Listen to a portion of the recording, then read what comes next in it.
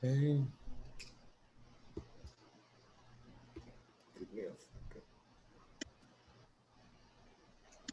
Welcome, welcome, welcome. It is time to join us at Wake Up Everybody. I'm excited to see you here with us, Facebook community, as well as those of you joining us on Zoom.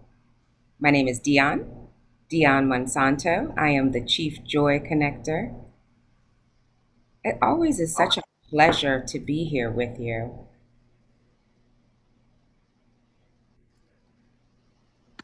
As you join us on Facebook and wherever you're joining from, I would love it if you just pop in the chat where you're hailing from today to start your engagement.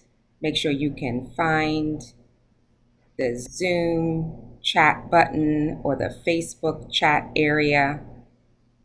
Today, it is day 381 in the Wake Up Everybody virtual community. And we're going to talk about creating your grief toolkit. We did this last Sunday, so this is part two. So bring your voice into the space and let me know where you're hailing from. I am in Washington Heights. I feel some days it's Dominican Republic. It was a big party last night happening out here. So welcome, welcome. Good morning, Carlette. Good morning, Teresa.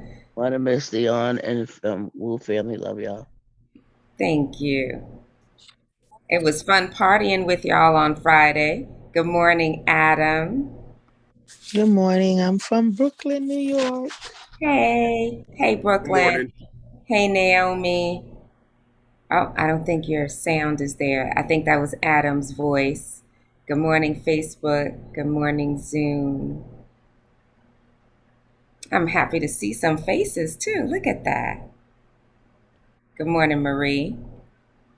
Good Just morning. letting everybody land in the space. You can pop in the chat and just say where you're hailing from.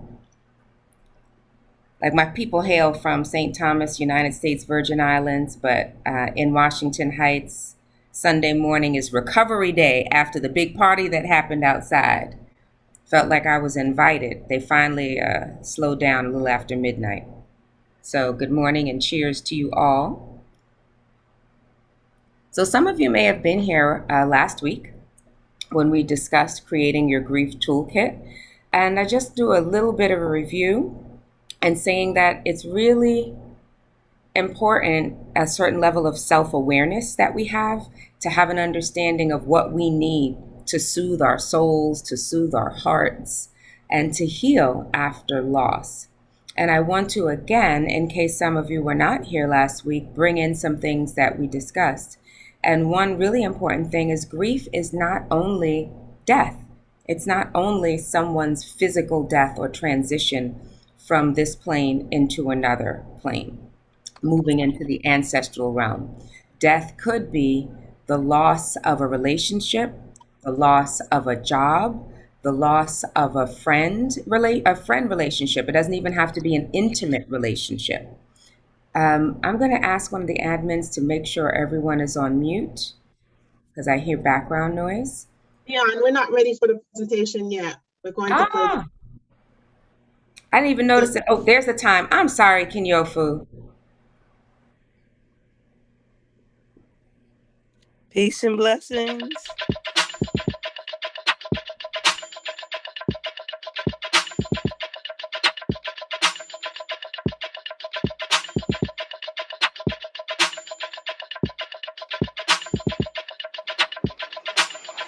Wake up, everybody. It's time to get up. Wake up, everybody.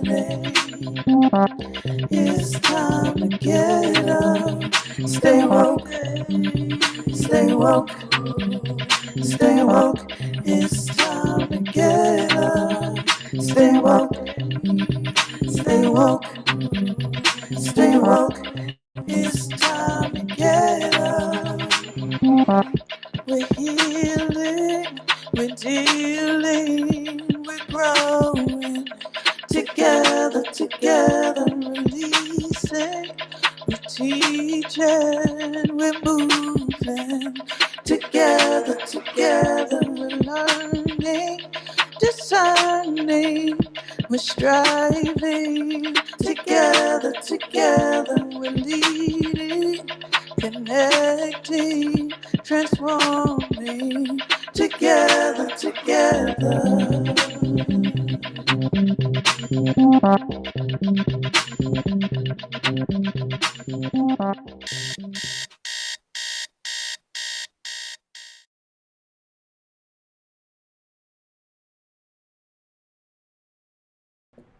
Welcome, welcome, welcome. Good morning, Facebook, and good morning, Woo Everybody virtual community.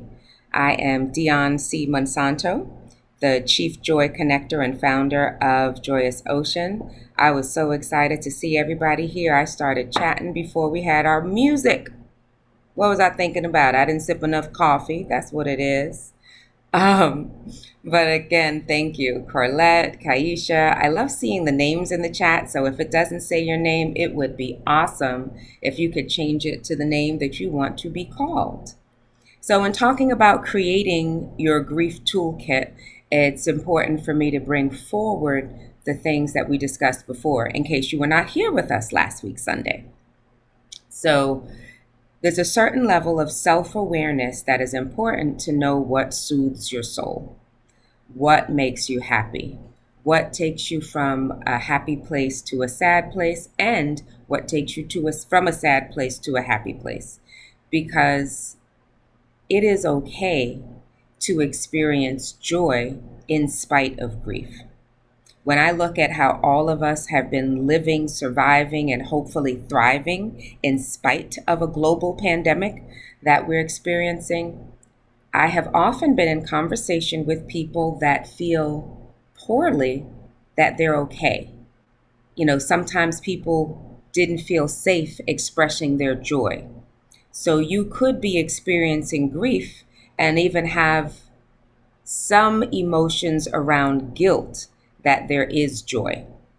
So I'm not sure if that in particular resonates with anyone, but please feel free I want to see your energy pop into the chat if that sounds like something you've experienced, because it's okay to be happy when others are sad. And if you show up, and let me be really clear, that doesn't mean to be disrespectful, but if you are experiencing joy in your life while someone is not, you don't have to dim your light. You have permission to be joy in spite of a global pandemic. You have permission to experience joy in the memories for someone or something that you've lost.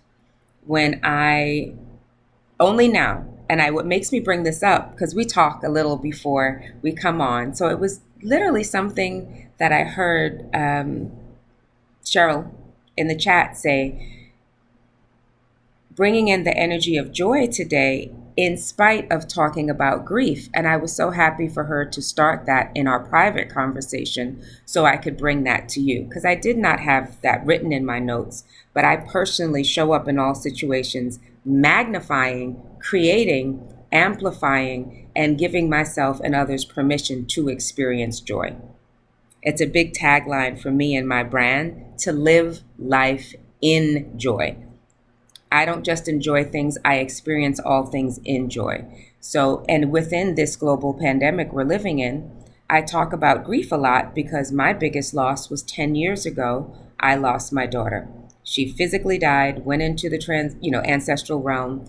And it was only this year, 10 years later, in this environment where I'm like, wow, I'm kind of glad that she's not here.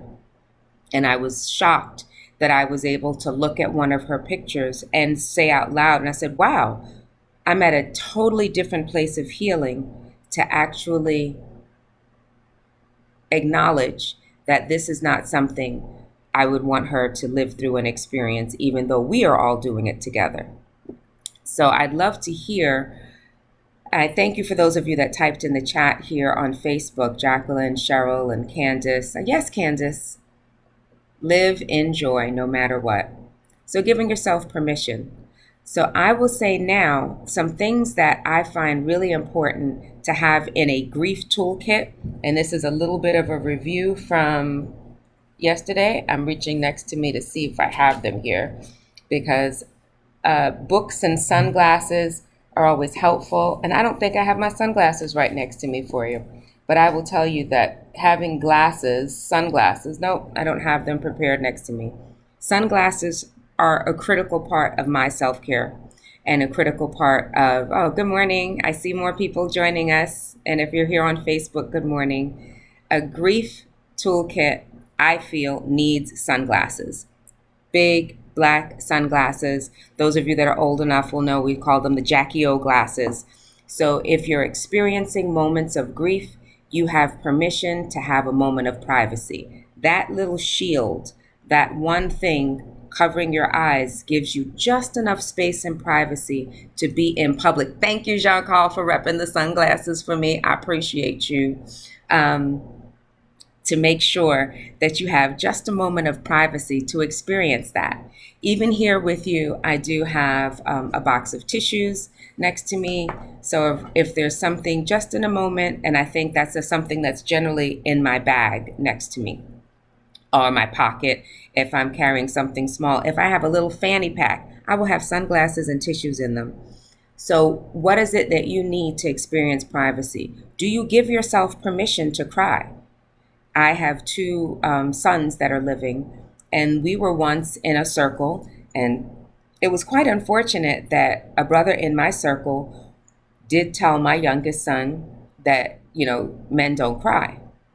And I was so happy that my partner was present in the room and said, I respect his choice that he is saying he doesn't cry, but, and told him, don't take that on as a young man, that he feels to dim his light and to ignore or dampen his emotions and feelings, and told him it is okay and all people cry, however they identify. So, and I was really glad that he stated that clearly in front of other men. So we all have permission to cry, however you're identifying, male, female, non-binary. It's an emotion. It is a release of sorts. And drinking water. The other thing I generally have and I'm big on is like a water bottle. So I have a big water bottle here in addition to my coffee so I can consume that. So you're clearing. The emotions will often get stuck in your body. So finding ways to release them.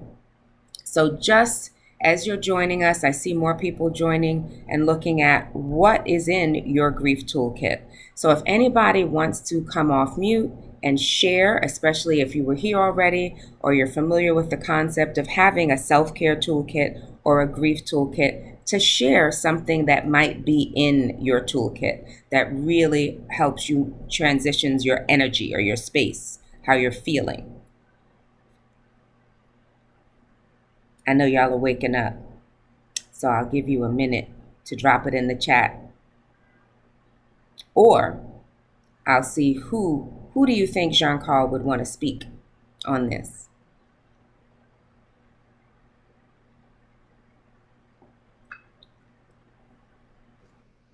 We have no hands raised or at the moment. Okay. I will talk some more then. And, thank you. I think it's Kaisha. Thank you for raising your hands, Kaisha. I would love to hear your voice. Hello, Dionne. Thank you for calling on me. Good morning. So I wanted to add to the space to thank you for these tips. I am currently a grief share facilitator. Yeah. Through my church. Are you familiar with grief share? I am not familiar with grief share in general, so please expand. So grief share is a 3-part support group. It's video based, support group based, and then you get a workbook, and then and it's sponsored by churches. It's under church initiative, and it's for it's support groups for the loss of a loved one or friend. I have to say that to people because there's all different types of grief. Yes. And unfortunately, the program is not designed to talk about anything other than the loss of a loved one. So I in 2010 I lost my cousin Jamal. He was a childhood diabetic, and he at the age of 22 he subsequently passed away from complications of diabetes. And I wasn't started my own journey with grief because I wasn't dealing with it. As I came on at the end of your last session, but I was doing everything alone. I was in Colorado at the time. My family was grieving in New York. You know what comes with grief, with stress, and arguing and finger pointing and the blame game. So I was dealing with it alone. And when I began to cry by myself, sleepless nights, the church that I was attending at the time, had, as the support group, had Grief Share, and I attended. And I went through 2.5 cycles. The cycles are 13 weeks, and it's tough. It's like peaks and valleys. So it hones in on your grief. It just digs at it. It digs at it. And then when you reach the peak, it actually shows you how God could come. It's from mourning to joy, how God could take you from your mourning. And then as you hit the peak and as you come down, you start to see the joy from your grief. And it's a wonderful program. And then I became myself. And so now that I'm in Texas, I brought it into the current church that I'm attending in Texas. And so I was always looking for ways to improve my support group. I prided myself in giving people a safe space to cry, because there's a lot of people that cry by themselves, and because their family doesn't understand, or they get the adage, "You're still crying?" Right, Taisha, I'm so glad you said that, and I'm hoping that you sound clear for everyone, because some of your voice went out for a portion when you were speaking. But no, it's fine. The internet does what the internet does these days. But I do love for what I heard you say, that Grief Share is a religious program where it's done in churches, and it's 13 weeks long, and it's a group support. Is that correct? Yeah. Okay, yes, great. No, because I love that. And I do think support groups are crucial. I did attend a couple of support groups after my daughter died.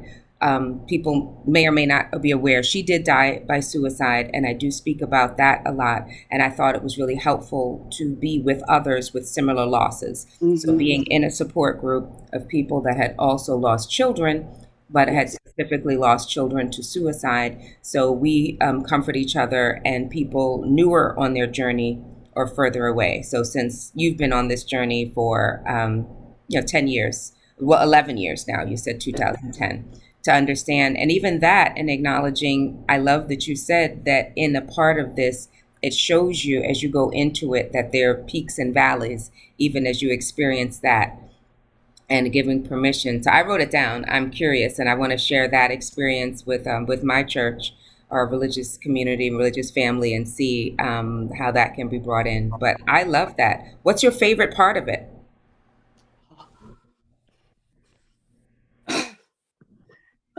It's like I said, it's 13 videos, and we touch on multiple losses. We touch on suicide. We touch on grief by murder.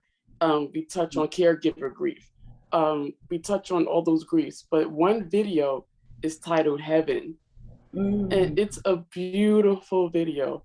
And of course, the people that are on the video, we have never been to heaven, but it's something, it's something to look forward to. It's something, it describes what our imagination that our loved ones are experiencing in heaven. It makes me want to cry because it's so gentle. And it's the 11th week. It's the 11th week of the series. Like I said, that joy part. Yeah.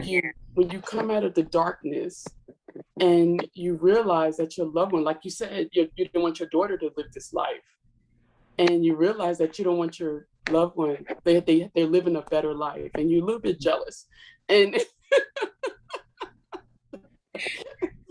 you know, even though you want them here, you that heaven piece, that heaven video is beautiful. So I'm not quite emotionally ready to, I haven't held a session since 2019, just because of my own personal reasons. But I was talking to my pastor. I might want to hold a one-day session on heaven, on that part, because there's a lot of people in my community that have been reaching out to me, wondering when am I going to hold the session, and I just have some other obligations. In my, before 2020, I used to be in college, work full time, my kids, and grief share. I used to do all that, but I kind of just, I have to finish up, my degree. I really do have to finish up. But I'll get back to it. I wanted to interject just to clarify. Like, one, because you said a bunch of things. It was a whole lot of important things that you shared, and holding space for yourself is really important, and acknowledging that there are needs that we each individually have. And I know I see some things in the chat, and I will get to acknowledging those, but in holding space with you, Kaisha, that's such an important thing. And then bringing up heaven, and since this is a faith-based 13-week program, video-based, just to point out, there are folks that don't believe in anything other than what we have in this realm. So like, this is what we live now, is all there is, and acknowledging and having space for people that may not share or have a spiritual home or background, and what that looks like, because that does deepen at times the grief if you don't believe that there's something more than this plane that we're living in. And congratulations to you on being in school. But I want you to be complete with what you wanted to share before we start going into the chat, because there was something you were getting ready to say. Yes, your grief toolkit. I just, for the few years that I've been doing it, I just follow their curriculum, and then I started reading up on my own. I do think grief counseling 101. I do refer some of my participants to one-on-one grief counseling, especially if I realize that they are still dealing with the loss 3 or 4 or 5 years later, or they haven't dealt with the loss at all. Because I'm not a certified professional, so there's certain things that I don't tap into just because I'm not familiar with it. So I just point them to the individual counseling services. So the grief toolkit, I will make a list and put up a poster and talk to my participants about it. But I wanted to just come on to resonate with you and relate to you. The website, if any, is griefshare.org. Okay. Yeah, I'm going to check it out. So thank you for that. Because you're still breaking up, I'm going to ask that we're going to close your share, but I really want to thank you for everything you did share. And I do want to hear from the chat. But before we transition to the chat, thank you so much, Kaisha, for the work that you've done and continue to do. And I do look forward to learning more about Grief Share.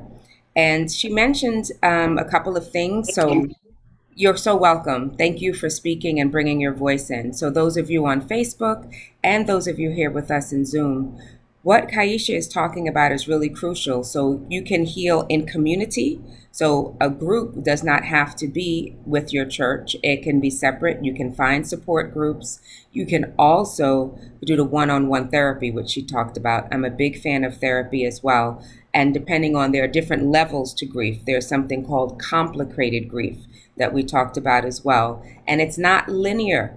So to something else, Kaisha mentioned so many things. So if you're still in a state of grief that seems inconsolable and having long periods of crying and, really in deep suffering, as if the person died within the past month or week, it might be helpful to get additional support if you're 3, 4, 5, 6, 7 years later and it still feels like it happened yesterday.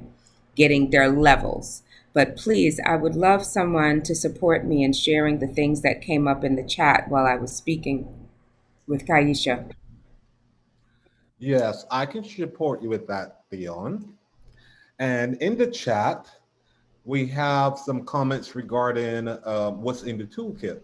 Mm, And Deborah McKinney says, I use music to lift me up.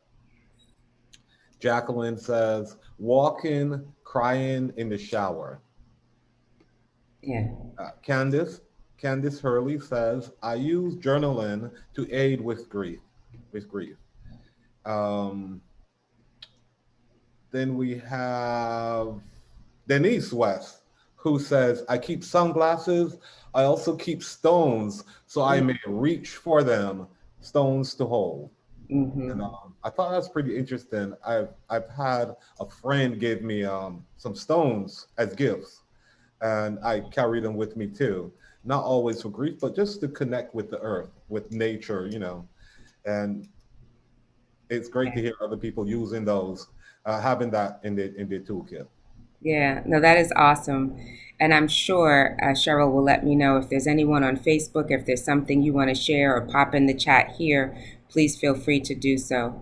So, and having said that, it's something I did talk about last week as well in past. So next to me, I do have a stone. If you can see, it says faith, and that I have sitting next to me, and a pyramid that is a black obsidian that I have sitting around. Yep, I see that, John Carl.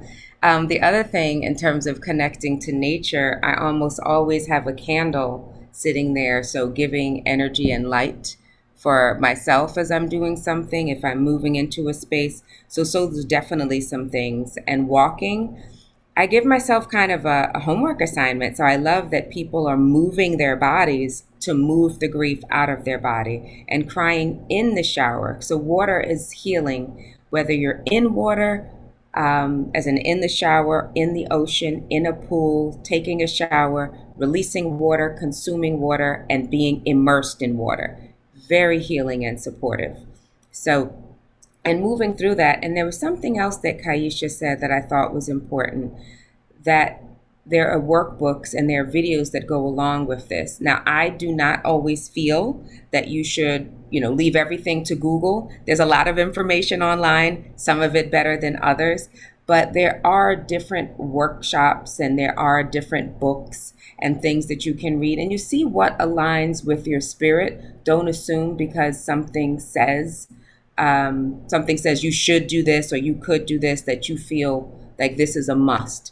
But I did do research on the internet and look at some of the workbooks and worksheets and workbooks that were available online, and some things are more helpful than others.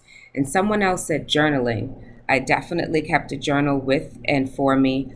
And something even when I was deciding what to wear today, and I'd love to hear from folks out in the audience, who and how you keep your loved ones with you, since Kaisha was specifically talking about death of a loved one.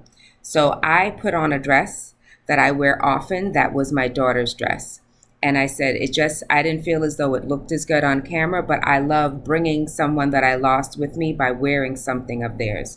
I have a pin from my mother-in-law, a silver frog pin that I generally wear, or a pair of earrings, but having something from that loved one that you can bring with you. And if it's something like a friend, expanding again, grief, I'm not only speaking about your toolkit as it relates to death of a loved one, death of a fur family member, a cat, a dog, whatever your pet. Your family members can be human or non-human. We define our family and choose our family. But if you're experiencing loss, even in a friendship, I think at some point, if you've lived long enough, there have been a parting of ways, I'll call it, between people that you may have been close with, and something transitions, something changes, something shifts. So bringing something of that person. I actually have a bracelet that I always wear that was a friend that literally just stopped talking to me. But wearing the bracelet that she gave me connects me to the friendship that we had. Oh, I love this. I see that a few things have come up in the chat, and I'll ask Jean-Carl to share what folks are seeing. Yes, I'll be happy to, Dion. I shared in regards to wearing something of a loved one that had passed. I wear my father's watch. Uh, yes. Denise shared that she also wears something of, I also wear something of my loved one. I always have pictures around all of my spaces. Mhm. And Kaisha shared, I wear my grandmother's necklace. And we have a share from Facebook, and this comes from Darnice D.Y. Foster, and she says, I spent a week in nature just to shake off feelings of grief. The sun, warmth, and semi-solitude was helpful. Mm. Thank you for that. Thank you for sharing all that, Jean Carl. And thank you, Denise, and everyone that shared on Facebook and Zoom. That's really crucial. And just overall, just want to open it to the larger thing of saying, knowing, so for Denise to know that being in nature is healing for her. Being in nature is also healing for me. So, as a part of creating a space, as I'm sitting with you on Zoom and on Facebook, I do have flowers that I'm looking at, dried flowers. I do have the plant next to me. And I do have pictures around. My mother is living, thankfully. So I have a picture of my mother, a picture of my daughter, my grandmother, my in laws that have passed. So definitely finding pictures that comfort me and bring them into the space and to acknowledge them.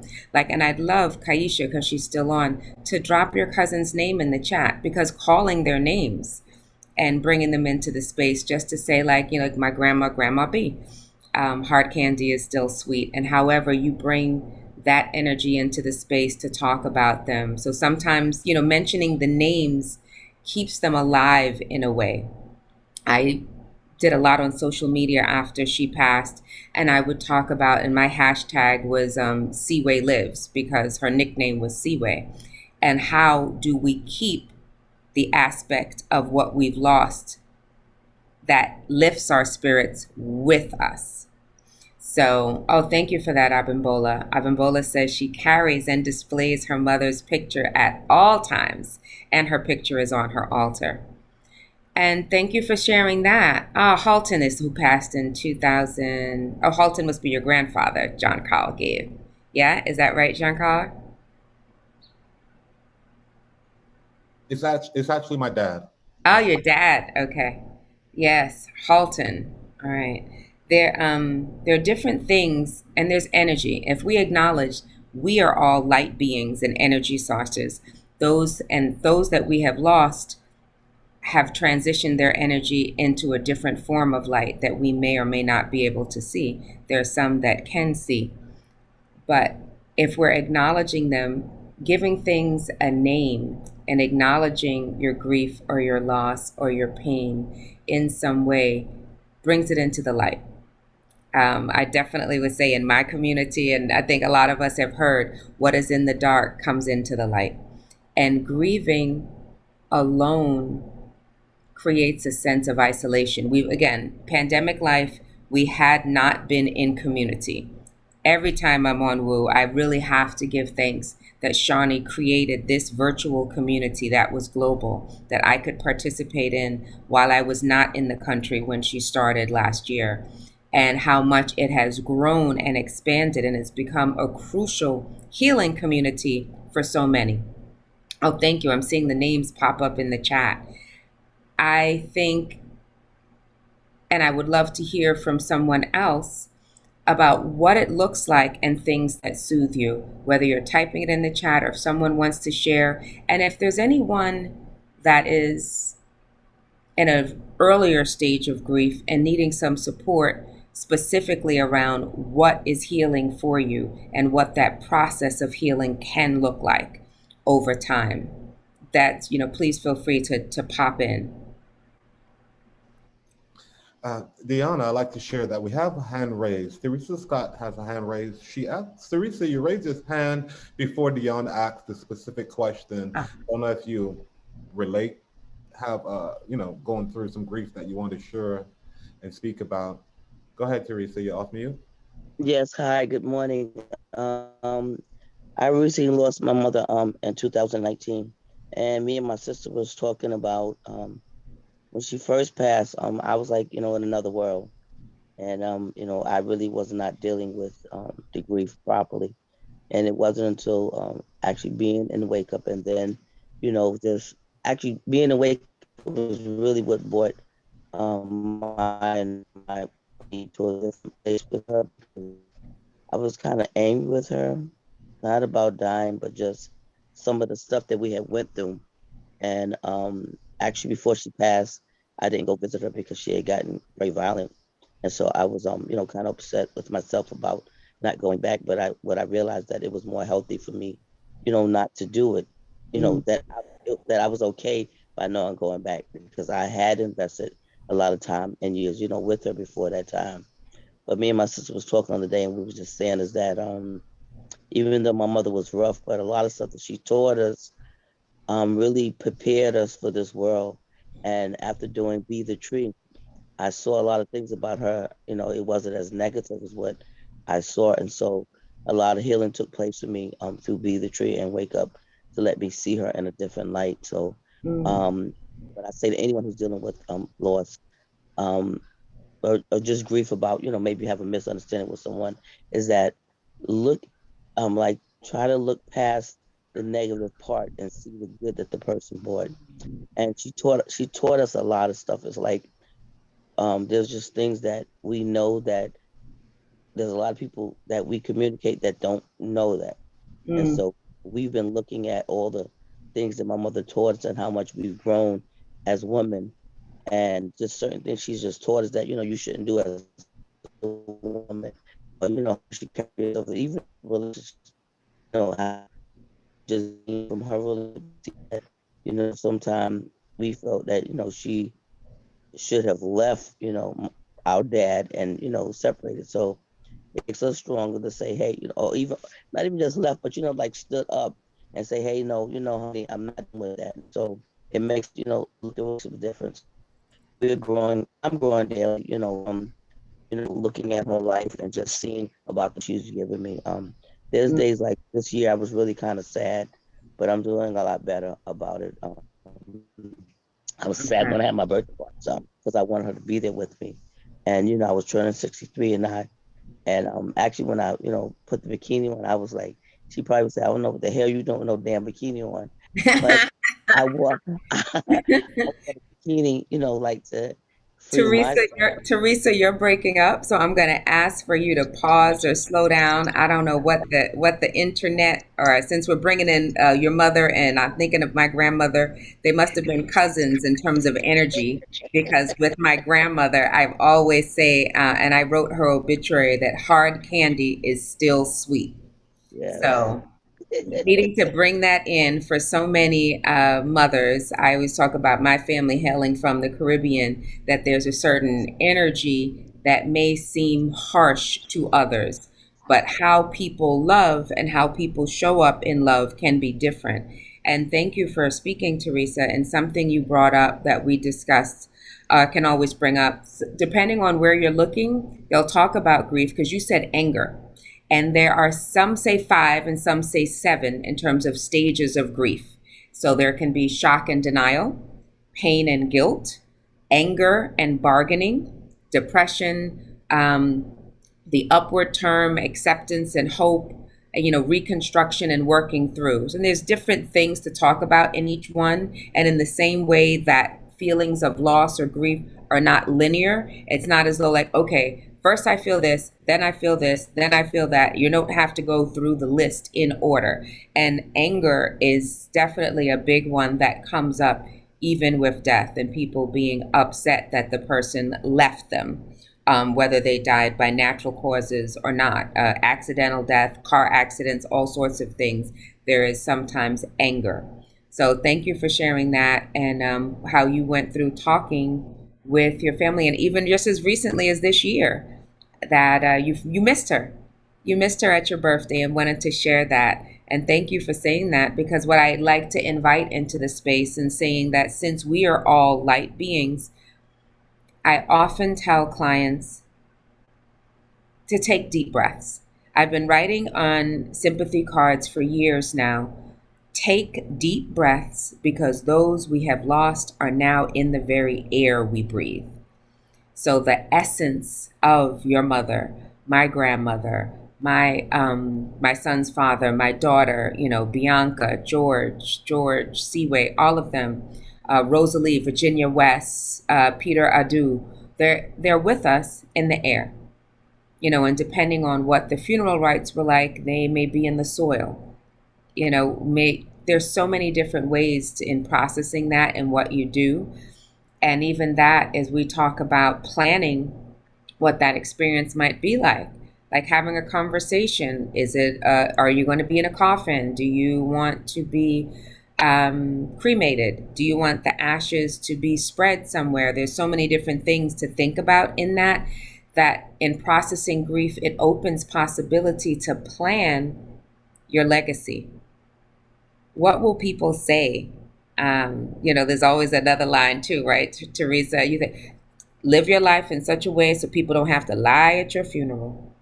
So, what will they say about Teresa when Teresa comes into a room, or how she shows up, or any of us? It's something to reflect on and look at the legacy that person has left us. And again, opening it, because we are very much focused on death of a loved one, of an actual, human or family member.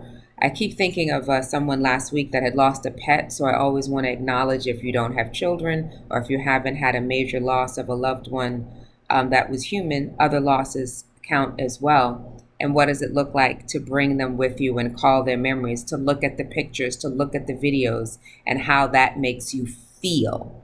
But thank you for that, Teresa. I always love hearing your voice when you share. I see some more things coming up in the chat, and I wanted to share what I saw is what Cheryl said. And I see other things, but Cheryl says she has a brush from her Nana Mary's with her hair and her church gloves, and it still smells of her perfume. And she passed away in 2009. I have no idea what magic you have or what perfume that Nana Mary wore that you can still smell it from 2009, but I am impressed. But having things of your loved ones can be so soothing. Having a jacket from her Uncle Mal that she loves wearing. But yeah, I would love if there's someone else that wants to share what their experience is, and if there's a loss that's different. If it's how you're feeling, the loss of what your life was in 2019 and being in community with people. There are lots of ways to experience loss and grief, and having the tools you need to get through and what that looks like. So if there are shares that are currently I didn't pick up on in the chat or on Facebook, I will pause.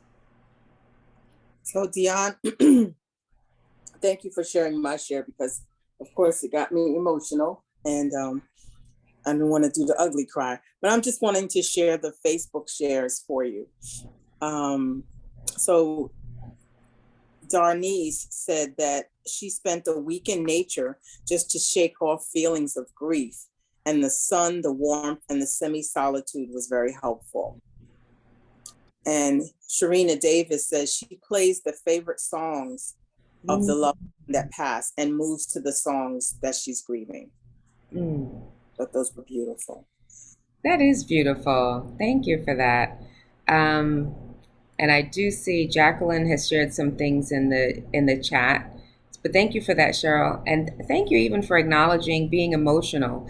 I think before I look at what's in the chat, it's okay to be emotional and being in private, because always, and we see this in watching TV and on the radio, and holding space and pause and allowing that, because we are these light beings, these spirits having a human experience, right? So we show up in this way, and there are ups and there are downs, and acknowledging that we shift and move. And I always bring water into it, because there's so much of our body that is water. So that same water that we consumed is being released. And there's water and there's salt and these elements of nature. And I think you said it was Darnisha from Facebook that brought that in, and being in nature, because we are forces of nature. There's a subtlety in like how we show up, and how, because the natural aspect of our physical being, the color of our skin, our hair, our everything about it is a part of nature, and you can see that reflected in a flower. They come in different colors. We come in different colors. Even the shades of green can be different. So you, as a force of nature, there are elements that will come up. And as the moon changes, as the phases of the earth change, we change. So death is really a natural part of life. Things begin and things end. And to everything, there is, that's, since Kaisha came in talking from her church, Ecclesiastics, to everything there is a season. It's a children's book, and, in the Bible, just talking about times and places for things. But I would love, if there's something you think is to share from the chat, Jean-Carl, because things keep moving and I don't want to miss anything, if it feels important to share. Yes. Kaisha just dropped a comment, but before I read that, I do want to share with my grief. My first time experiencing grief in my adult life was my dad's passing. And my dad and I had a challenging relationship. He didn't understand my personal hearing challenges, and it created certain challenges in our relationship. But he did give me closure, where we spoke about, the things that came up throughout our while he was alive and with me, and I'm kind of like fighting for words that I share right now, because I do get a very emotional talk about my dad. But one of the things that I did was I tapped into my gift, which is art. And I used my iPad, and as I would travel around the city, riding on the train, walking in the neighborhood, and I saw something that I thought was beautiful, a flower, walking down the block, and something captured my emotion about it. And I started to doodle. I doodled these things, and I have a great collection. This was in 2018. My dad passed in 2017. 2018 was really when it really hit me. And I spent that whole year just doodling as I walked around New York City. And I have a great collection of art that I will eventually put in a book to share with others. But that's something that came from my grief. And I would love to hear from others who may have developed or created something out of the grief that they've shared. But that was a beautiful experience. I remember meeting someone on the train, a guy who did a documentary on me, and I said I was feeling terrible. I was like, man, my life is not that interesting right now. And he was like, look, I just want to talk to you, hear your story, follow you around for a bit. And that actually brought me out of my depression, having him, sharing with him my experience. And after the second or third day, I was like, man, like, thank you so much for approaching me, because I didn't think my life was that interesting. It just, everything came crumbling down, my thoughts, and it really helped me, sharing with him and him uplifting me. And this was a young guy who was a student at the Bronx Documentary Center. And I was actually his first project. And, oh, wow. Yeah. Jean-Carl, sharing that was awesome, just because I learned that there's a documentary about you. I learned that your father has passed and how you processed your grief, and just the humility that so many people have, including you, and I think myself as well. Whereas every time I speak, every time we're together, I get more curious about who you are, and sharing, and even just bringing up that you have a hearing loss and how that impacted your relationship, and the subtlety of just the little things you say for all of us to get present to how we show up. What people see, those of us that are seeing, is not always all that there is. It inherently never is all that there is. And especially since we're all in, again, aging myself, the Brady Bunch boxes on the screen, how we show up. There's a whole part that you can't see. There's so much more that you don't see. And if there's anything that I've learned to bring that into the space, Jean-Carl, about pandemic life, we have been living an existence that let us know there's so much more than meets the eye. Because we see folks in a box. I see Kenyofu, Cheryl, Teresa, Jean-Carl, just these boxes of people, but that's only one aspect, because we are so much more than what you can see. And grief in that light and in that connection is so much more than what you can see. There's something that you're feeling on the inside, so that the emotion, the expression of the tears, the expression of however you're doing, if you're eating more, if you're eating less, if you're gaining weight, if you're losing weight, if you're sleeping more, if you're sleeping less, all of that, there's so many different things. And how it shows up for Jean-Carl might not be how it shows up for me or Kinyofu or Teresa. It's different. And acknowledging that it is different, we are different, and it's all right. You know, as if in the same way we comfort one and say, oh, it's all right, and you'll hug someone and you'll pat them on the back, to say all of it is correct. So I love the play on words, right? And I love how you brought in something that's in your grief toolkit is drawing, is art that you would doodle. And that connection with someone brought you out. So thank you for that, Jean-Carl. I love all of the beautiful support coaches come into the space to share their magic verbally as well. I see more things coming into the chat. Yes, and I'll be happy to read the chat for you now. Oh, thank you. Okay. Let's go back a bit. Let's go back up to Denise. Denise said, yes, I'm planning. Yes, planning. My mom planned why she wanted years. I guess that's what she wanted years before she passed. And always talked about it regularly. Jackie says, oh, look who stepped into the room. And I'm not sure who that is, Jackie.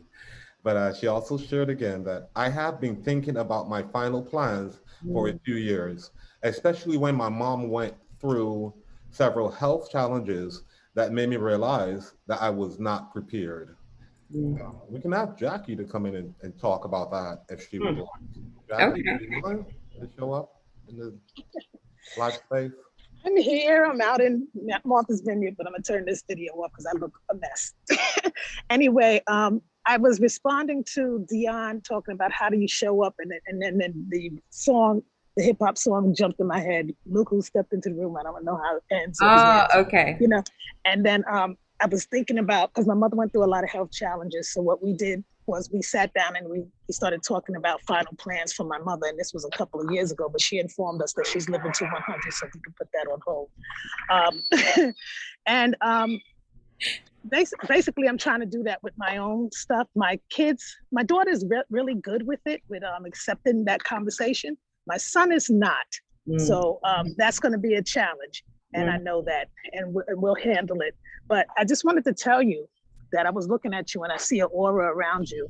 And on your right side, somebody's touching your shoulder. And you keep turning to it, and I guess must be playing with your hair because you moved your hair. So I don't know if that's your daughter, but there's somebody there. So I just wanted to let you know that, because I'm looking at it, I'm going, what's going on? But it's a beautiful thing. Thank you so much for that, Jacqueline. That makes me happy. And I'll be at Martha's Vineyard on Wednesday, if you're still gonna be there.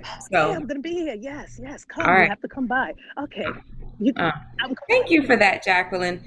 And thank you for pointing out the share, Jean-Carl. Jacqueline, that is crucial. And I wrote it down here for planning, and that could be another conversation. I do have several friends, and creating something out of grief is a part of a toolkit as well. So me and creating a space for others to talk about grief with me and having real conversations and letting people know that you are a safe space. That's something that Kaisha started off with, and sharing that, holding and creating safe spaces for people to cry, because some people have judgments around you releasing and being in your emotions about something. But planning for the end, and I'm not saying planning for the end as in, I'm not saying planning ending your life. I'm not talking about suicide. We're talking about ultimately, as my father-in-law would say, may he rest in peace, Papa Alton, as he goes, Dionne, don't get old. And I'm like, well, Papa, the other option is not so great either. He goes, well, I don't know what to tell you to do. So I'm like, all right, Papa. But you know what's happening. So it's a gift of love to have things prepared, to have a will, to say that, my preference is to be buried. I want to be cremated. I want this. And what would your celebration of life look like? I knew, although my daughter was 15, Seaway was 15, we had talked about it, and I knew she wanted to be cremated. Everybody here, I'm going to let you know right now, there will be a dance party, okay?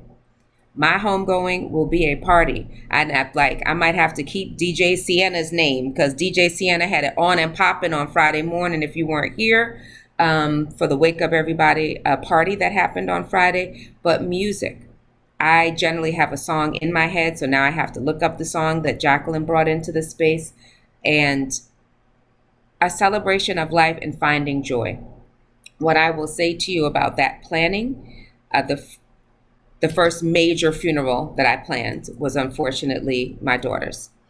But when people left, for those of you that are in New York, I'm also a theater person and a dancer. And so it was at the Harlem School of the Arts. I'd been going there since I was a young child. Almost everyone in my family went there. So that was the space that was large enough to hold. And because I was a dancer, there was a dance company that performed, but it was a Ghanaian dance. It was a Ghanaian death for dance and what happens. And there's a part of the grieving process where I, as the grieving mother, am taken around in the circle. So that was something that happened. And another dance company that I was in performed. So there was something, because as a part of who I show up as an African born in America, there are certain rites and rituals that happen culturally, and that shows up. So that's what was at my daughter's funeral. And someone said towards the end, they were like, man, I feel weird saying this, but because I feel better, I feel happy. I don't feel as though I was at a funeral. And it was beautiful. And so it was like, I told people afterward, it was the best and worst day of my life to have a video montage of how my daughter had impacted the world in her 15 years, and the love that was in the room from every aspect of her life and my life. So being open to receiving love, I'm noticing the time. So I definitely want to make sure I put out there before some of the WOO members on Facebook and in Zoom have to leave to start your day, that I'm really thankful you were here in this conversation. My contact information is in the chat. That is my phone number. I'm open to phone calls, but I'm much better by text, I'll tell you. So if you can text me, you can reach out to me on Facebook, Instagram, my email address, and well as the website. I do teach yoga and dance classes and different things that happen. So before people step off, we definitely have more time here. I want to share that we are open to different conversations that we can have about different things and what it looks like to heal and grow in spite of whatever grief and loss you're experiencing. So thank you all, if anyone has to leave, for being here. But music was a big part of it. There's so many songs that I love. I have a playlist called All the Feels. So sometimes you may need to cry or want to cry and not be able to cry. And there's certain songs that will trigger certain emotions for you that can bring that up and allow that. Thank you, Denise, and have an awesome day. I see Jacqueline put some more in the chat. And it says, Jacqueline says, I love music, and she already has a playlist. I want to see some of these playlists on the Facebook group. If y'all are in the Facebook group, I'm going to be checking tomorrow and the day after for some of you to put your favorite music in there so we get an idea of what your music is. We probably have a phenomenal collective WOO community playlist that I would be able to build for myself, and looking at what that is. So please, please, please. Music is a big part. When we got on the Zoom, before all of you joined, my music was bumping. So there's a speaker sitting over here.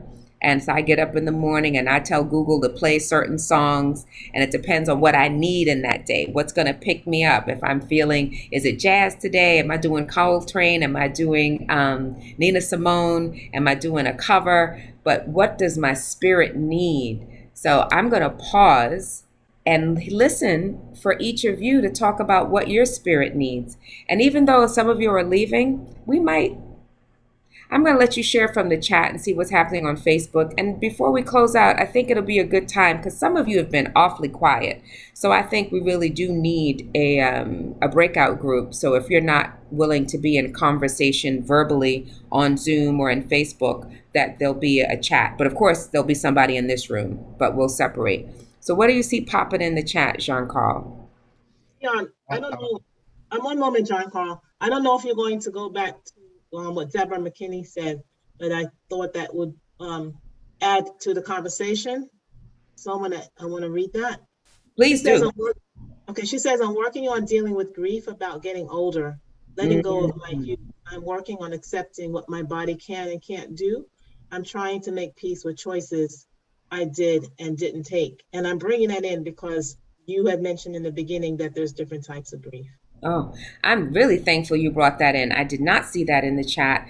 And it is something for me. Thank you for that, Deborah McKinney. So I'm always sharing my age and talking about me to give face to what that looks like. And being a dancer that's over 50 with arthritis in both feet and, different injuries is very different. So a dancer at 54 as compared to the dancer I was when I first started dancing as a teenager, or even before that and performing at 5 is very different.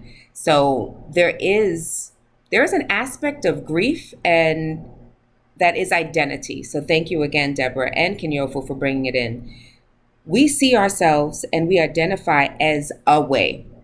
And sometimes the mirror work, because I'm really big on mirror work, and seeing helps with the acceptance. So if I look at this roll here or this wrinkle there, or the gray hair there, seen and unseen to the naked eye, acknowledging and be like, wow, I am in this new phase of life. And something I also talk about a lot, because I am that person that talks about the things that folks want to whisper about. So being menopause, I have a hashtag, this is 54, this is menopause. So people can see that there's this experience of life transitions being sad. And so it's like, wow, I can experience menopause and be prepared for that as well. I got a menopause toolkit. I'm big on toolkits, y'all. So the menopause toolkit has a fan. So I always have a fan next to me. I had a little hot flash so I can fan, and so I could have it off camera and fan. There's a fan blowing. I have the tissues to dab, but it's so much a part of life. But yes, because we see ourselves one way, there is a sense of grief and loss. Even as I perform or I'll do something and people will acknowledge, or I've been in a show because I had a torn ligament in one shoulder. And when I do a rotation in terms of African dance, this shoulder don't move like it did 20 years ago. It doesn't move the same way. And so it's different. I will look at a video and I'll experience myself going, wow, this is the face of aging. And how do I experience that? How do I experience me in light of who I was, who I am? And I'll bring in one more element, who I'm becoming. Because there's this continuum of who we are, have been, and will be. So thank you for that and acknowledging that, because there is a sense of loss. Acceptance does not come easy to all. It could be as simple as, it's too hot outside, it's too cold outside. Like, I might be going to Moshood's fashion show in Brooklyn today, but I told mommy, I was like, I don't want to go if it's raining. But I did want to hang out with my mom. So I was like, so what do we do? How do you plan for that? There can be really short, intense phases of grief and sadness. And thank you for that. I'm seeing Sister put in the chat that it was a big grief situation when menopause started for her, and having a ritual for that. And even that phase for young people, there's when you're menopause. Now since we're moving into that, the phases of life for women, when you're starting your cycle. So going from prepubescent into menstruating female, childbearing, and then not menstruating, and what that looks like. And rituals for all of it are a big part of grief toolkits. And your ritual could be as simple as lighting a candle and saying good morning. Your ritual could be journaling. So all of those things.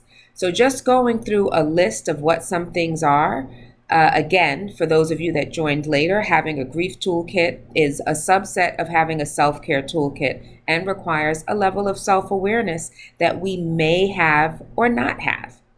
But having that, so music, dance, nature, walking, sunglasses, tissues, water, traveling, being in community, and I say being in community and pause because some of us, if you're more of an introvert, how you choose to be in community is different. You don't have to be as much of an extrovert as some of us are, and being outward with it. Being in community may be a phone call for you.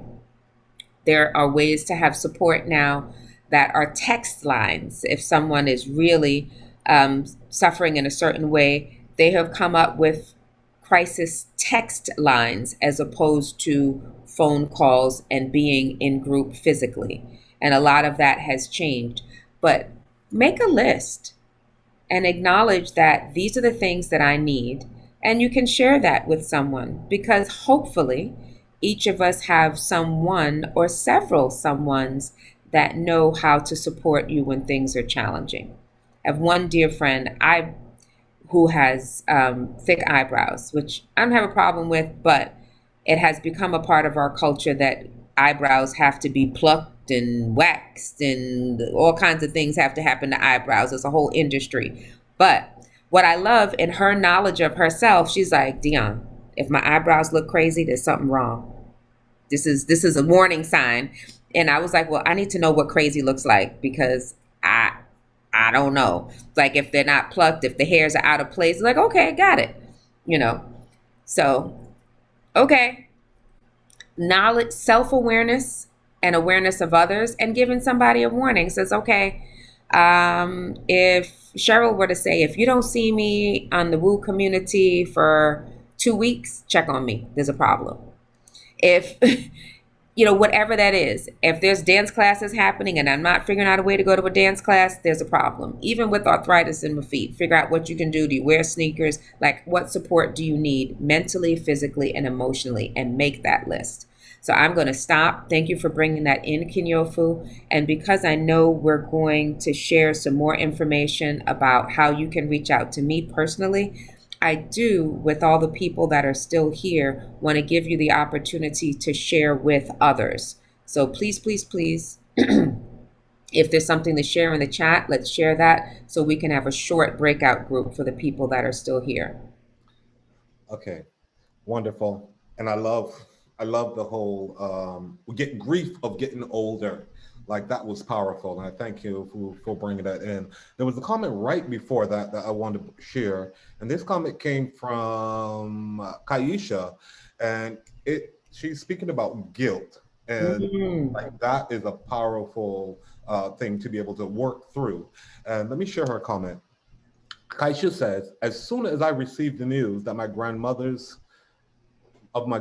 death, I immediately felt guilty about not calling her within 2 weeks. My aunt told me to call her, but I spoke to her a week prior and took advantage of time. I thought I had time to call. Now I want to call and I'm not able to. Grief share taught me not to feel guilty, but the thoughts do come up sometimes. I can definitely relate to that. And I know many of us can. Absolutely. Thank you for that. I can think of that. My grandmother Beulah in St. Thomas, I had seen her just before she died, and I actually went into shock. So when we talk about that and what it looks like, since there's the face, I may show up as the face of grief that is healed or doing well.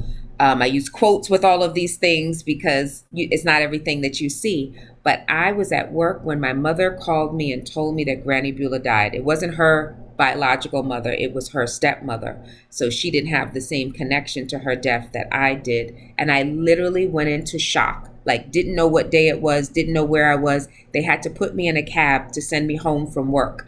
And it was like, who's going to pick up your kids from school? It was like just in shock. So I didn't experience guilt at that, but I do acknowledge that I was happy that I had just seen her. I had just been in St. Thomas and I had just seen her for the day. It was a cruise, so I'd only seen her for that day. But there are others that I think about now, and I do live my life in a manner now, knowing tomorrow is not promised. And in the same way I told y'all, I don't like answering my phone. I'm going to text you. You're going to call me, and I'm going to respond with a text message. There's a dear friend of mine that participates heavily in Woo, and she knows it. She'll call me, and I'll respond with a text, and then I'll get around to the phone call. But I'll look at the phone, and there's a brain things like, I wonder if something's wrong. I'll get back to them. So I do go through that because there are a couple of people that I did not see before they died, or I did not speak to them before they died. And I felt like, you know what? I don't want to have that level of regret again. So my partner will tell me, we have elders over 90 in the community, and he's like, have you spoken to Mama Flora? And I'm like, no, I haven't. He goes, she misses you. You should give her a call. And I'm like, okay.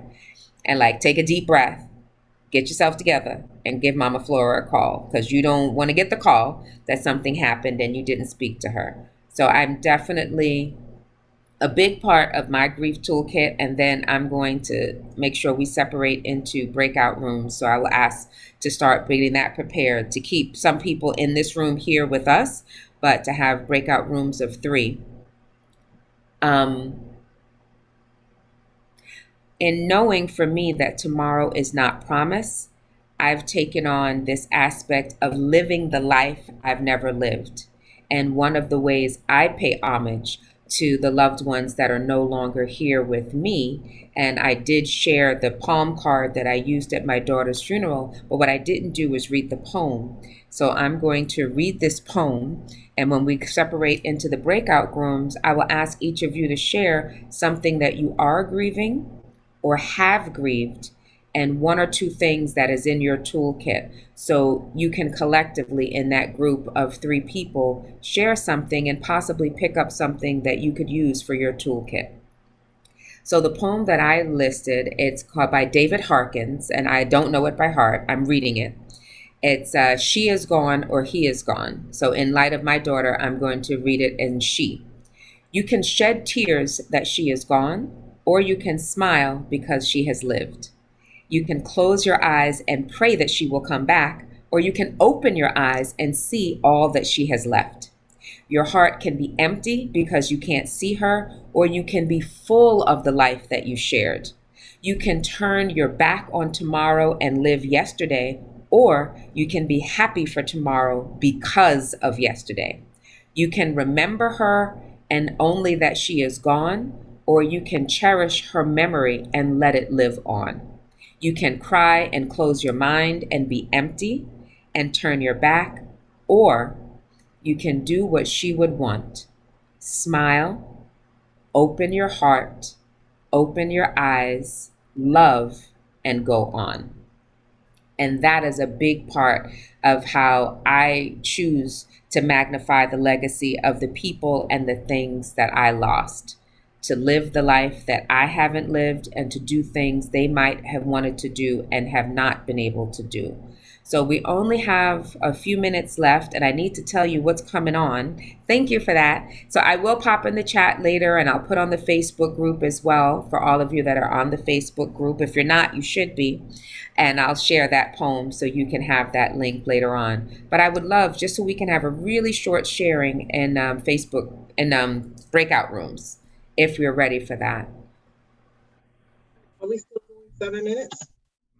You know what? I would say less, maybe 6, 5 or 6. Okay.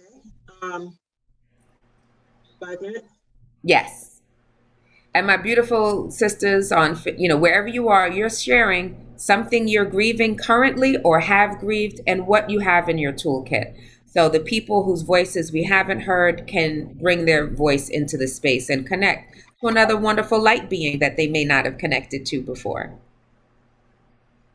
All right, so I have 5 rooms or something like that, and 3 people in each room, 5 minutes in the room, and I'm opening them right now. Thank you so much, Kinyofu. Sure.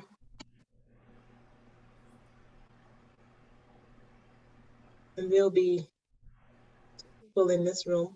Okay, great. I'm not sure if they'll be participating though. Okay. All right. So I'm not sure. Has everybody, let me see who's here. All right, I see we're down to 8, and that's a number of us as well. That would be us, yeah. Okay. Well, is anyone here want to share since we are still recording and there are still people listening? Like, what are you grieving? Or what have you grieved? And what do you have in your toolkit? Well, I can share. This is my rock. I've been holding it since you mentioned about the. Oh, nice. It's right here on my desk, and it's from the backyard, and it fits. And this is just, I put all of my energy into it, and it feels like my ancestors. Oh, that's beautiful. I can tell you connect to nature, like even with the tree in the background, there are things that bring you joy from nature. And from my experience of you, I feel like you bring laughter always, that's a big part of how you move through things to bring joy and laughter. Yeah. So I see go ahead, John Carl. I was going to see if Marie or Naomi that are still in the room, if they wanted to share, but go ahead, John Carl. Yes, as we're sharing, and I know our Facebook family in this room with us also. The share from Facebook, Candace Harper said, in regards to the menopause conversations, uh, ooh, ooh, I know I'm going to grief Aunt Flo. Yes. Um, I mean, and if there's anyone that's not familiar with what Candace is talking about, quite often there are names given to the menstrual cycle. And Flo, as in Aunt Flo, so a sister, in being discreet, someone will say, oh, Aunt Flo came to visit unexpectedly. And that might be code for my period started and I'm gonna need to go to the bathroom, or where do you keep stuff at your house, and that sort of thing. So yes, so Aunt Flo, the end of Aunt Flo, I did not grieve. I did not grieve that, Candace. So thank you for preparing to grieve it. I did not grieve it. I celebrated it. But yes, thank you, Cheryl. But thank you for sharing that from Facebook. And I feel there's a part of me that is grieving what my body used to be. I haven't lost anyone particularly in a while, and I've really been going through the acceptance aspect of how I'm aging and really celebrating that and grieving it. Because as I look at my mother, who just turned 73, and I'm like, well, I know where I'm going. Like, she looks great and still dancing and hanging out at 73, so looking different. And hair loss seems to be a big thing with the women in my family. So I'm sort of trying to mentally prepare myself with what happens, because my hair seems to be a big part of my personality. And what will I do? Will I shave my head? And, just preparing for that and what that looks like. So that's something that I'm not currently grieving, but kind of thinking about, and just working through the acceptance of my body as it changes as I age. I love that you talk about your hair and the different aspects of our personality that we tend to grieve, or we feel nervousness or whatever, anxiety about it transitioning and moving on. One of the things that works for me in looking at loss, as you spoke about earlier, is you reiterated how we are energy. And as energy, you talk about what's coming and constant moving. I like to look at myself as energy. And when I shift the balance of energy versus human being and flesh, and knowing that the flesh is going to continue to evolve and eventually be gone, I look at myself as spirit, energy, and give value to that. Regardless of what happened, maybe some people grieve their youthfulness. And regardless, when you see yourself as energy and spirit, you can create it as you prefer it to be, as you imagine it to be. You think it and it becomes real. And you have to see yourself beyond the flesh. A lot of us just think that we're all this by bubbles of biology, as I heard someone call it before. We're more than this, and I'm a believer that energy is forever. It only goes into form. It goes into form and out of form, but it cannot be destroyed or created. It always is. And energy, my energy is always going to be youthful, regardless of how my body age. Yeah. So there's no grieving of, the hair going away, the gray hair is coming in, the loss of my muscle, my body mass. You know, you have to grow and accept it all, flow with it. And this is how the gracefulness of getting old comes in. You know, you have to do it with grace. And as we also know in other cultures, you talk about being happy, being the happiest moment and the saddest moment at the same time. We can celebrate life even as it leaves the earth as we know it, you know, as it transitions out of this body. I really love that other cultures celebrate the passing, celebrate death, because there's really no death. We always exist, and existence is the only quality that existence has. It doesn't not cease to exist. So we Right. Yeah. No, thank you for that. And it's and especially, I mean, I'm not good at age. I don't know everybody's age, but it's really to me important to hear that from you, Jean-Carl, just knowing someone that also, because I feel like your smile and my smile reflect each other. You know, it's like having the big smile and the youthful energy. And that is definitely a choice that I've made to experience and live life in joy. And when I thought about that, when I first started talking, it's like, that's a choice that I've made, that I like being happy and I want to be happy and I want to find things that make me happy. And when I was younger, as a child, like, what do you want to be when you grow up? Like, happy. It's like, well, that's not a thing to be. And I'm like, well, what are you going to be? And I'm like, happy, happy. And I was like, and it was a thing with my family. And then until I understood they meant, what are you going to do? But I didn't get that. So I still owned that happy was the right answer.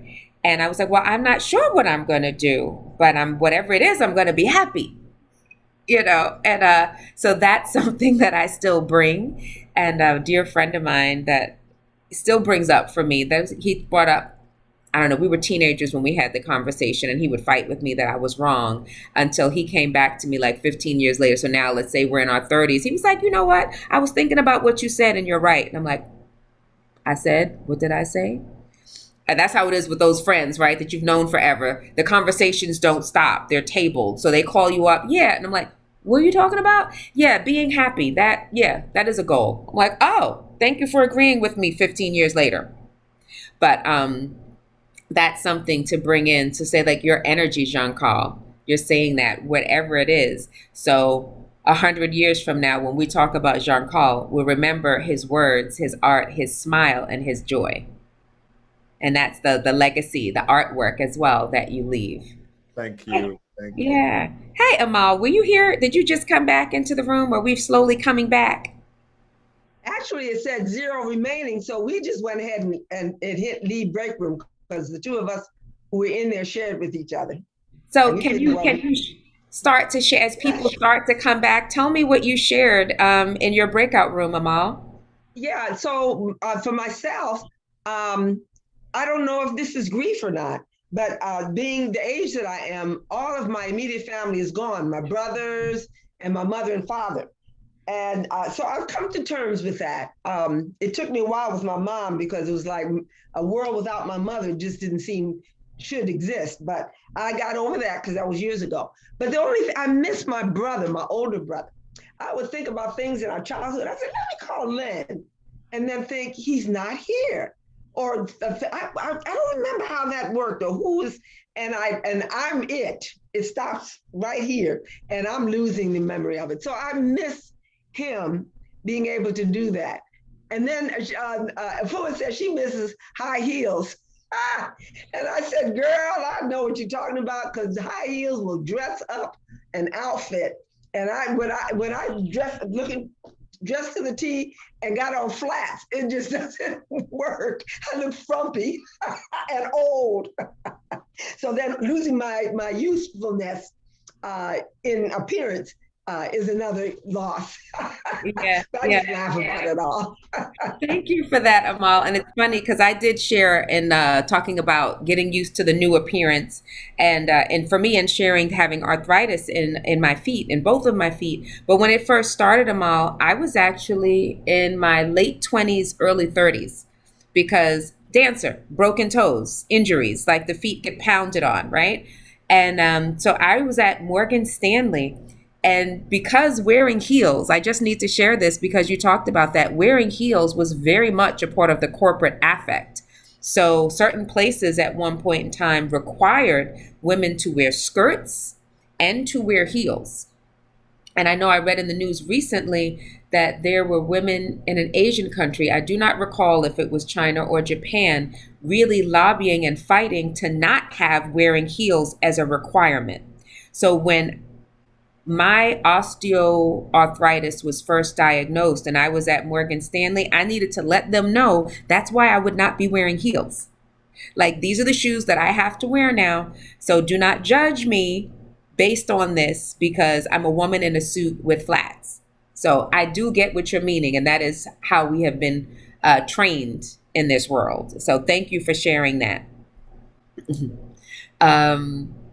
I do want to make sure I talk to you a bit about what's coming and next things, but if there's maybe one other person that wants to share what came up in their group, that would be awesome. And then we're going to bring up some slides and tell you what's going on.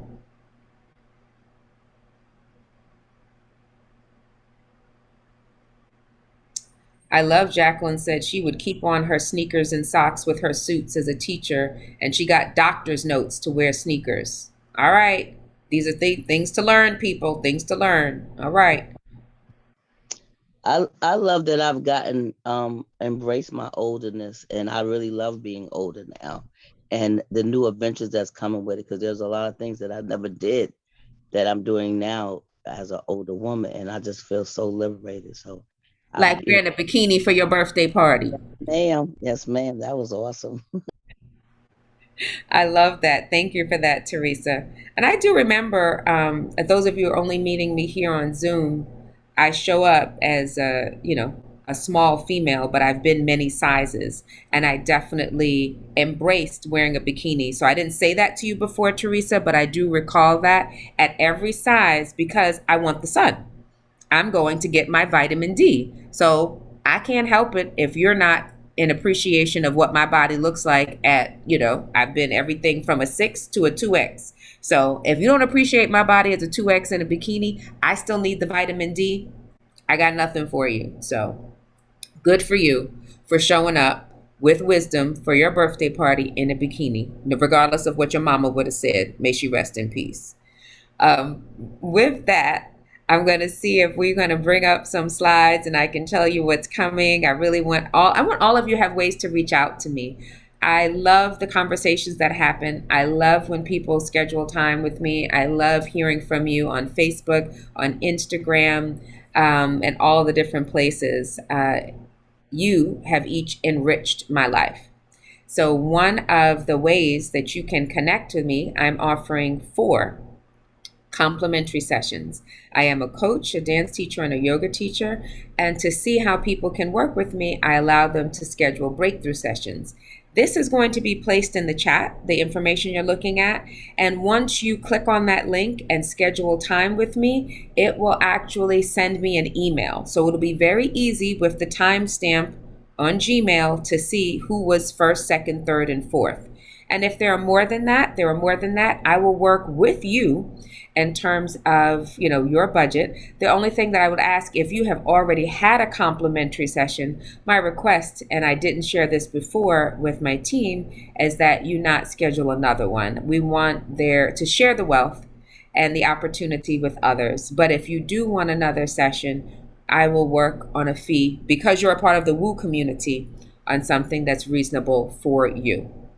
So please, please, please share. And if you're interested in having a conversation with me and working on something in private, please schedule. And anybody after the first 4 that were complimentary, we'll work within your budget to make sure you have what you need and desire.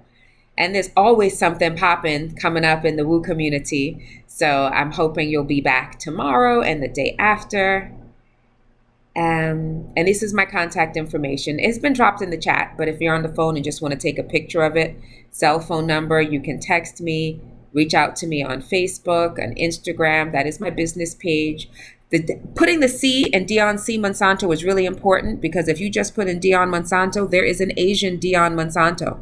You might not be able to tell, but I'm not Asian. She's a wonderful Philippine actress. She has gotten my emails. I have gotten her emails. We have never met. She lives in the Philippines. So Dionne C. Monsanto. My business name is Joyous Ocean, so you can also email me, Dionne at Joyous Ocean. And when you go to the link tree, you'll see all the other things. Like right now, the link tree, the top thing will tell you that you could have registered to hear me speak here. So let's talk about what's happening on the next couple of days. Love offerings. Money. I keep working on this acronym for myself.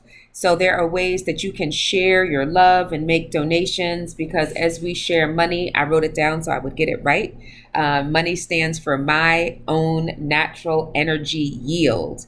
So sharing that, you can Zelle or QuickPay, SOW, leadership development at Gmail. You can Cash App, $ Spirit of a Woman, and just put in the code number 381 for DM, my initials.